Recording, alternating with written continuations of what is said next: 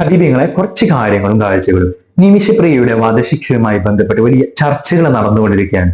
ബഹുമാനിയായിരിക്കുന്ന Indian grand Mufti Kanthapuram ഉസ്താദിന്റെ സമയോചിതമായിട്ടുള്ള ഇടപെടലിലൂടെ ഒരു ശുഭ സൂചന വന്നിരിക്കുന്നു. അത് വലിയ പ്രതീക്ഷകൾ നൽകുന്നതാണ്.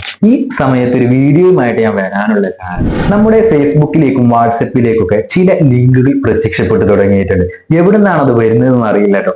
ആ ലിങ്കിൽ ക്ലിക്ക് ചെയ്ത് കഴിഞ്ഞാലോ യമനിൽ കൊല്ലപ്പെട്ട തലാൽ മഹദിയുടെ സഹോദരങ്ങളുടെയും കസിൻസിന്റെയൊക്കെ ഫേസ്ബുക്ക് അക്കൗണ്ടിലേക്കാണ് ചെന്നെത്തുന്നത്. ഞാൻ ഇങ്ങനെ കുറെ ആലോചിച്ചു, എന്തിനാണ് ഈ ലിങ്കൊക്കെ നമ്മുടെ ഗ്രൂപ്പുകളിലേക്ക് വന്നുകൊണ്ടിരിക്കുന്നത്.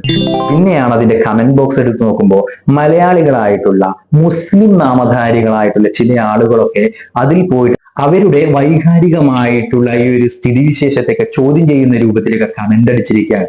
എത്ര ആലോചിച്ചിട്ടും പിടുത്തം കിട്ടുന്നില്ല. പിന്നെയാണ് മനസ്സിലായത്, കാന്തപുരം ഉസ്താദിന്റെ ഇടപെടൽ ചില ആളുകൾക്കൊന്നും ദഹിച്ചിട്ടില്ല എന്നുള്ളതാണ് അതിന്റെ വസ്തുത. ചുരുക്കി പറഞ്ഞാല് വർഷങ്ങൾക്ക് മുമ്പ് കാന്തപുരം ഉസ്താദിന്റെ റിയാദിന്റെ തടവറയിൽ എന്നേക്കുമായി ഇല്ലാതാക്കാൻ ശ്രമിച്ച ആളുകളുടെ പിൻഗാമികൾ തന്നെയാണ്, പിന്തലമുറക്കാർ തന്നെയാണ് ഇവര് എന്നതിൽ യാതൊരു സംശയവുമില്ല. ഈ ഒരു സമയത്ത് ഒന്ന് രണ്ട് കാര്യങ്ങൾ കൂടി ഓർമ്മപ്പെടുത്തുകയാണ്. യമനിൽ മുൻകാലങ്ങളിൽ പഠിച്ചിറങ്ങിയ വിദ്യാർത്ഥികളിൽ നിന്നും അല്ലെങ്കിൽ യമന്റെ ചരിത്രക്കെടുത്ത് പരിശോധിക്കുമ്പോൾ യമനിൽ വ്യവസ്ഥാപിതമായിട്ടുള്ള ഒരു ഭരണ സംവിധാനം പ്രവർത്തിക്കുന്നത് എന്ന് മനസ്സിലാക്കാൻ കഴിയും.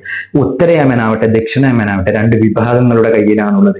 ഇതൊന്നും കൂടാതെ ചില പ്രദേശങ്ങളൊക്കെ ഗോത്ര അധികാരങ്ങൾ കൈയാളുന്ന സ്ഥലങ്ങൾ വേറെയുണ്ട്. അതുകൊണ്ട് തന്നെ തീർത്തും അരക്ഷിതമായിട്ടുള്ള ഒരു രാഷ്ട്രീയ സ്ഥിതിവിശേഷം നിലകൊള്ളുന്ന യമനില് അന്താരാഷ്ട്ര ബന്ധങ്ങളോ അല്ലെങ്കിൽ വിദേശ രാജ്യങ്ങളുടെ നയതന്ത്ര സ്ഥാപനങ്ങളോ ഒന്നും നിലവിൽ ഇല്ല എന്ന് തന്നെ പറയാം. ഇങ്ങനെയുള്ള ഒരു സ്ഥിതിവിശേഷത്തില് യമനിന്റെ കോടതി വ്യവഹാരങ്ങളിലൊക്കെ ബന്ധപ്പെട്ട് ഇതിനെ തീർപ്പ് കൽപ്പിക്കുക എന്നുള്ളത് ഗവൺമെന്റിനെ അതിനൊക്കെ പരിമിതികളുണ്ട് എന്നുള്ളത് നമുക്ക് മനസ്സിലാക്കാൻ കഴിയുന്നിടത്താണ് കാന്തപുരം ഉസ്താദിന്റെ ഇടപെടൽ ശ്രദ്ധേയമാവുന്നത്.